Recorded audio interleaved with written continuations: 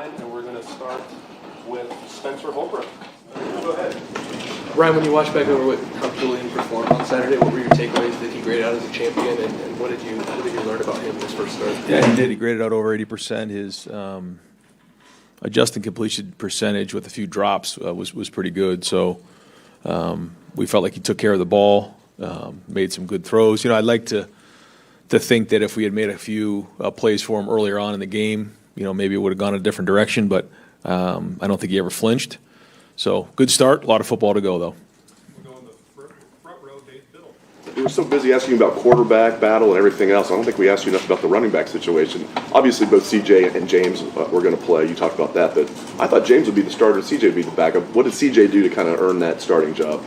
Yeah, no, they're working together, and we're going to need them both, just like last year, and so we'll continue to do that, and I think James had 10 carries, and CJ, I'm not if he had more than that, but I mean we're gonna break it up and kind of let Locke roll those guys, but you could probably see James get more carries this week, and then maybe CJ more the next week. That's just kind of how it goes. And it was the same way with with Travion and Quinshon last year, and I think I looked, I think Travion only carried the ball more than 10 times, like twice last year. So, we got a long way to go, and we're gonna need all these guys. Going to back, Dan Holt, 11 Warriors. Yeah, Kenyatta left the game on Saturday. Any update on his health going into this week? No, real update other than he is working towards getting back to play this game. Going to the front row, Austin Ward. Right, I know that you never want to disrespect any opponents, but with Texas now in the past, it seemed like training camp was all designed towards winning an opener. With what you have with the next two opponents and then the off week, is there any way that you may or may not tweak practices to treat this like training camp, rotate games? How does this schedule and the way week one went for you change the next couple weeks at all? Yeah, well, I think to your point, that was the focus, and now we got to grow. We got a lot of work to do, a ton. After you come down from the emotion of the game, you get back on the film and you get to work. You just realize that there's so many things that we got to improve on, and that's what the focus is going to be, regardless of the opponent. And you're going to hear the coach speak of it always is about us, but that is true. I mean, we're holding ourselves to a high standard. I think coming out of the game, we were able to build some confidence, and I think we're able to build some confidence moving forward with some guys who hadn't played a whole bunch of football. Looking back on last year's team, that starting 22, I think, had almost 700 total starts under their belt. And so when you have a bunch of guys coming in who don't have that same experience, it's different. And so I think coming out of that game, they realize they can play with anybody in the country. That being said, it is a long season. There are so many corrections that need to be made. There's a lot of improvements that have to happen in all three phases. And so, that's going to be the thing as we get back to work here. We got a team meeting at 2:30. We're going to get into our game week routine because leading up to the first game typically isn't always like a game week routine. So a lot of things to work on. And again, when you have guys who are a little bit more inexperienced, who haven't done it before, now, okay, we've won a game, but now we have to get in a routine and start bringing it every week and the consistency of what comes with that. Because again, our goal is to play all the way through January. Second row, middle, Bill Landis. Ryan, the first fourth down play where Julian threw it to Max and Max dropped it, Jeremiah was open. It seemed like he had three guys open on that play, and then you talked with him a little bit after that play. I'm just curious about the feedback you got from Julian on that play and throughout the game, and what you thought of what he was seeing and what you were seeing. Yeah, I thought the design was right there.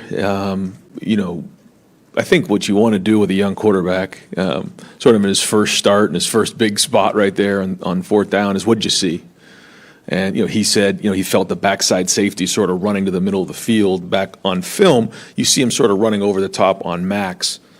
Made a ton of sense to me. The fact that he thought he was running to the middle of the field in a single high look. And then, he got his feet, quickened up his feet, and put the ball on Max. It was towards the sideline, so maybe we would have liked it a little bit sooner. He was really selling the action, you could tell. So maybe, had another step or two in the fake that he could have snapped around a little bit faster, which would allow him maybe to see it a little better. But I thought he threw a heck of a ball. I mean, this is his first start ever. We got to help him out. And it's good to see he and Max connect on a pass later on. But it was a good route by Max. Jeremiah was flying. I thought the design was right. And we're trying to be aggressive early in the game. And you hit that, who knows what happens? But that's a game of football. You got to move on, which I thought we did, and he did. But when you ask him, what did you see? And you get something that makes a lot of sense, especially when you're looking at the iPad, that helps. I do think for a young quarterback, having that iPad and actually watching the film on what you actually saw and then comparing it to what was on the film does confirm some things in your mind where in the past, you wouldn't know what that looked like until you actually got on the film the next day or after the game. So I think we use that to our advantage in this game. You used the word with Brian after the game about his play calling that it was unselfish. As a coach, when do you kind of notice that in your career you learned to coach unselfish, and how important is it to realize that you may not be able to dictate a game, and that you used the mantra just win last week, like we may have to get away from our game plan and 14 might have to be enough? Yeah, I can't sit up and say to you guys that the number one goal is to just win. If it's 14-7, we have to be really, really excited about that. I think, in college football and, before there was the playoff system, but even still now, and just being, in a place like Ohio State, there's certain things that, there's quote unquote, the look test and style points, which is a pretty dangerous place to go sometimes because the number one goal is to win. And if you get too worried about that, that can cost you a game. And so, especially in a game like this, the number one thing was to win the game. We wanted to establish an identity in terms of playing physical. I think you saw that. I think guys played hard in this game. I thought there was a physicality to the game. The execution's got to improve. We need to be more explosive on offense for sure. And I think you have to try to identify in the game what you're dealing with, and I think that for me is important. I do think the last drive when it was 14-7. I do think at that point, we need to be a little bit more aggressive right there. That first run didn't quite hit right, and then they played man on second down and kind of hemmed us up, and then we're in third and long, which is bad, especially with an incompletion right there. So, I liked everything we did. I'm a part of that, so I'm being self-critical. That last drive, we got to go win the game in that moment. That being said, you got a young quarterback, so you got to keep all those things in mind. But at the end of the day, you just got to win the game and then move on and grow from there. But we know where we need to go, what we need to do, and so that's where we're going to work today. Fourth row dribble, Patrick Murphy. Ryan, you talked before the game about how many times you sort of envisioned this game in your mind. How much did it play out like you thought, and how much maybe does what you thought before the game sort of dictate what you did during the game, if that makes sense?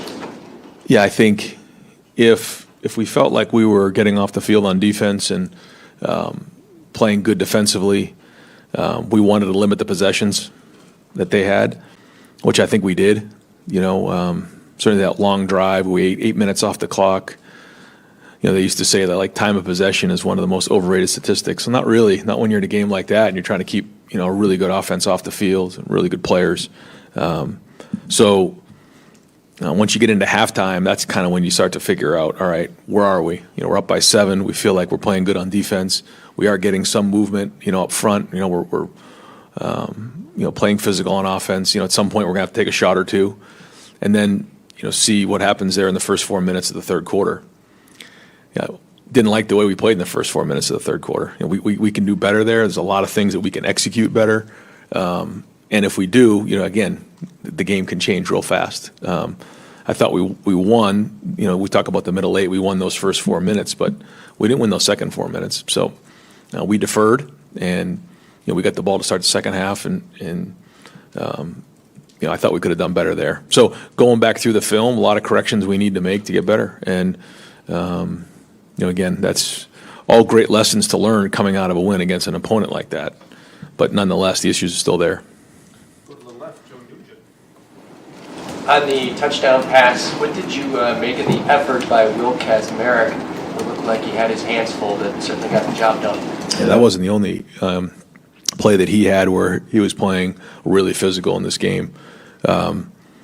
Will has really established himself as a really strong in line on the ball tight end, and you've seen him make some plays down the field catching the ball, and so that room is strong. You can see we played with multiple tight ends in this game, and whether it's he or Bennett Christian or Jelani Thurman, Max Clare, Nate Roberts, we feel like we have some guys that we can build some different groupings out of, and that gives us a little bit of a change up there. So,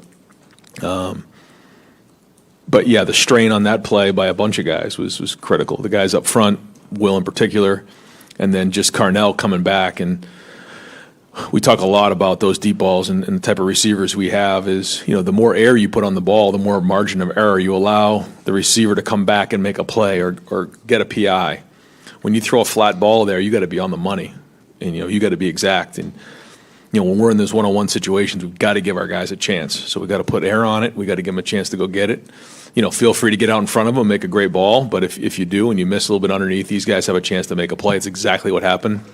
And for Carnell to make that spot in that moment was big for us, and certainly allowed us to go up by 2 scores and give us a little bit of room in the game. Ryan, you've talked a lot in the last month and a half about identity of this team, and I wonder if the Texas game is such an anomaly because of the long lead-in time and what comes after it. Do you feel any closer to knowing what the identity of this team is? Yeah, I think the first thing is what we talked about in preseason was the competitiveness, the grittiness. I think you saw that on Saturday, the way that our guys competed. I thought the way that we fought in the trenches. I thought the way that we tackled. I thought the way we blocked. I thought the way we ran. You could see all that, and that's a great start. Was it all perfect? No. Do we need to play even harder? Yes. The execution, the details, the fundamentals, we got miles to go. It's not going to be good enough to where we need to go. But that's certainly something to build off of. And if that's going to be our identity, then we're going to have a chance. Were you surprised by the defensive execution as clean? I mean, from our vantage point, it was pretty clean for a season opener. Was it installing a new defense coordinator, all the other changes? Was that a surprise to you? Well, I think it was a very well thought out plan, but these weren't all of a sudden brand new coverages. Only so many coverages you can play. You can play 1, 2, 3, 4. I mean, there's only a few of them. And when you're talking about great coaches like Tim Walton, Matt Guerreri, James Laurinaitis, Larry Johnson, I mean, these guys know our players and they know how to coach. So, when Matt comes in and kind of, has some wrinkles and different thoughts on how we want to attack it, they all work together in there. Now, that sounds great, but the players have to go put it on the field. And I think that's where the credit really needs to go. I mean, certainly it was a great plan, and you got to give our coaches a lot of credit, but to see a guy like Jermaine Matthews, and he was all over the ball. There's a lot of great defenses out there, but you got to go put it on the field. And a guy like Caleb Downs organizing and talking and communicating and making sure guys are in the right spots. The guys up front fighting their tail off. Arvell and Sonny filling the holes, Peyton Pierce. So, but all that being said, we get done with this film, and there's just so many things to correct. So, but that's week 1. With some young guys. But I think the thing that I was impressed with about the defense and the offense was what we saw in practice showed up in the game. That doesn't always happen, but it did here. And the more I thought about it, I think about the recruits who were at the game. I think about the fact that some of these young players were with us for those 2 weeks in the Cotton Bowl and the national championship. The transfers who came in were with us. So although, and the guys who were in the program who maybe weren't starting, but they were getting a lot of reps, they were able to see what it was like. They saw the preparation, they saw the stage, and they obviously visualized themselves in a stage like that. And then the first game to see that translate to the field was a good sign, because it doesn't always happen that way. On the front row, Bill Rabinowitz. Jaylen McClain looked like he had a terrific game. He was in the battle, obviously, with Malik. What would you want to say about his performance and what kind of impact he can make? Yeah, an excellent start. I think he works well with Caleb. I think that Caleb's helped him build his confidence at a young age. He's a good tackler. He sees things. He plays downhill. He's fast. makes good decisions, plays on special teams at a high level. So he's got a bright future ahead of him and a real good start and a big spot right there because, again, like you said, there's a guy that maybe people aren't talking about a bunch, but he hadn't started. He hadn't played a whole bunch of football. Maybe he had one start, but not many. And, again, to play against that style of an offense early on, that's got to build confidence going into the rest of the season. So we're going to need him. He's going to be a big part of this thing. Coach, the saying goes you make the most improvement from week 1 to week 2. Do you subscribe to that? And what's at the top of the list this week? Well, I think the reason why people say that is what we were talking about last week, which is you make certain assumptions about players, about what it's going to look like, and then you get into the game and you figure out if your assumptions were accurate. There were a lot of things that were what we thought they were going to be, but then a lot of things that didn't happen. So we've got to get better at those. And when you play against a matchup opponent like that, you find out. You get to see on a punt return a guy competing against a really good player across the ball, and there's just a lot of things there. So we got to clean some things up on special teams for sure. We have to fundamentally just across the board. We've got to get better. We have to continue to work on sustaining high levels of play throughout the game. We have to attack the football on defense and create more and more turnovers. On offense, we need to be more explosive. We need to get to the second level and make guys miss, or get to the second level and block them on the perimeter. We need to, space out the passing game. I could give you a list a mile long of things we need to improve on. So. But we got it, and that's what the focus is going to be this week. Coach, the offensive line didn't allow a sack, and they give Julian a lot of time against good defensive front. How did those guys grade out, and how would you assess their performance? Yeah, I looked across the field before the game, and that is a good-looking front.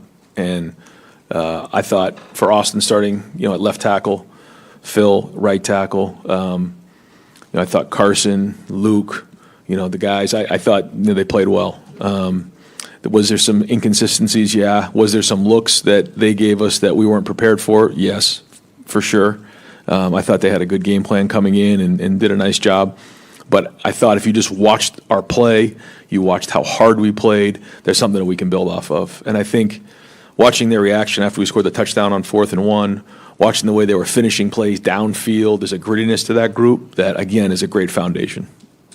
Second row middle, Ryan, NFL season starts this week with NIL and rev share and all the ways that players can make money now. How much does NFL development and their chances to make money at the next level factor into recruiting still? And how do you feel you guys are doing in the NFL development part of this program? Yeah, I think when you look at the development of our team, I won't compare it to other programs, but I put it up against anybody in the country because not only it's one thing to make it to the NFL, it's another thing to stay in the NFL. And that, to me, is where we've done a great job here. And, it's Coach Mick, it's our program, it's our schedule, it's Ohio State. It's playing on the stage. It's understanding how you handle yourself. There's just a certain level of expectation here in terms of performance on the field, how you handle yourself off the field, not, staying out late and running the streets after a game. Like, we got to get to bed. We got a long season ahead of us. And excellence to preparation, professionalism in and out of the building. I think all those things add up, and I think we're somewhere around the mid-50s in terms of Buckeyes in the NFL right now. Maybe there's other teams that have more, but the guys that we have, you're just really proud of what they've done. And you see some of the guys, that have been in the NFL now going on, a decade, and then you have some of these new guys who are really excited about making a difference. But the feedback we get from our players is that when they get to these clubs, they're ready to go because of the structure here, how we do things. The stage isn't too big, but just also understanding the offensive scheme, the defensive scheme. You're going to be in an NFL style offense, defense, and special teams when you're here at Ohio State. So, and you're going to be coached that way. So all those things add up to guys doing well once they're there. And when you talk to NFL personnel, they know what they're getting when a Buckeye goes on their team. And we've just got so much great feedback about our players year in and year out. I've got time for just a couple more. We'll go to Steve and Means.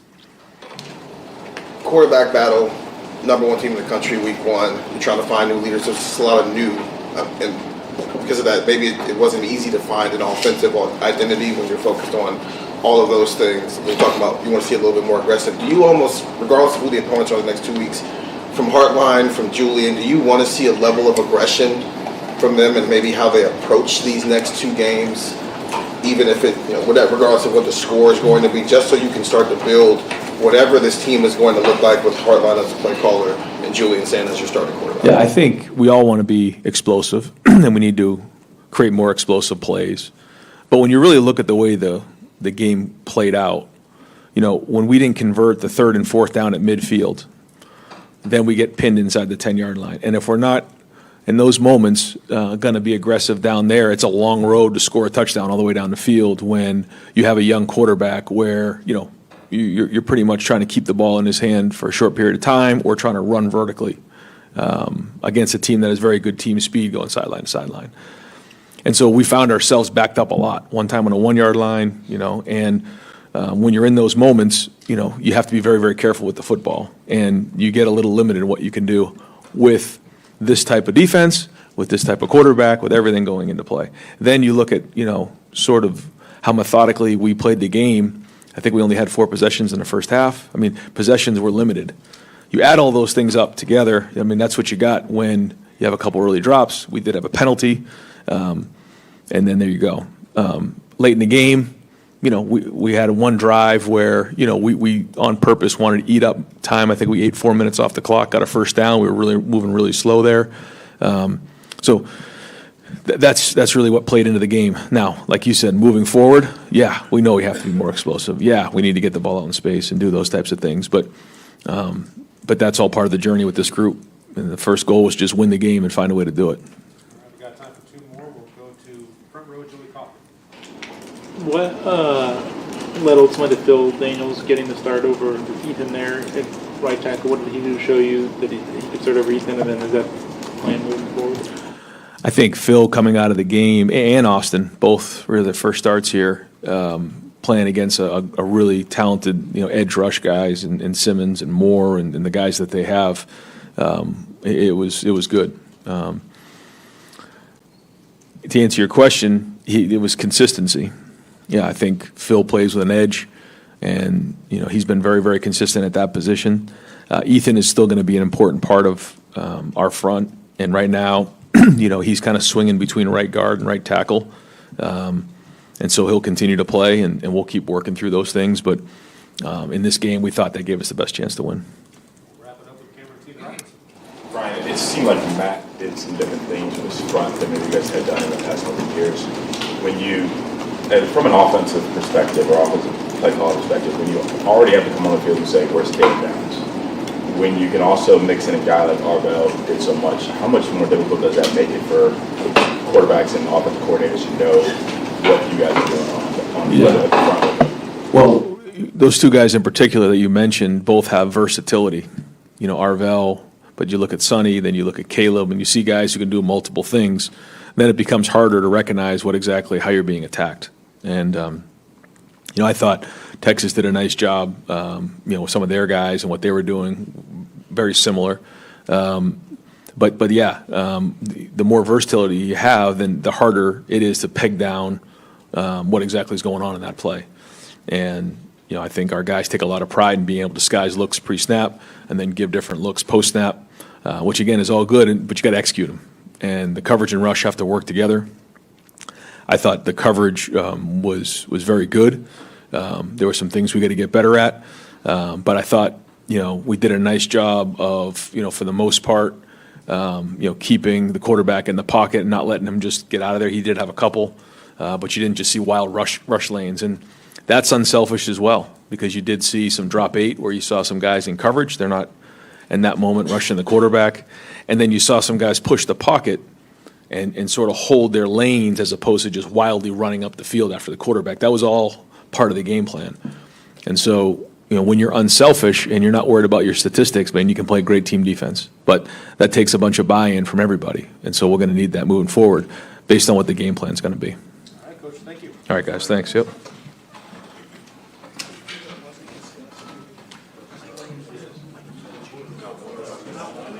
Sunday.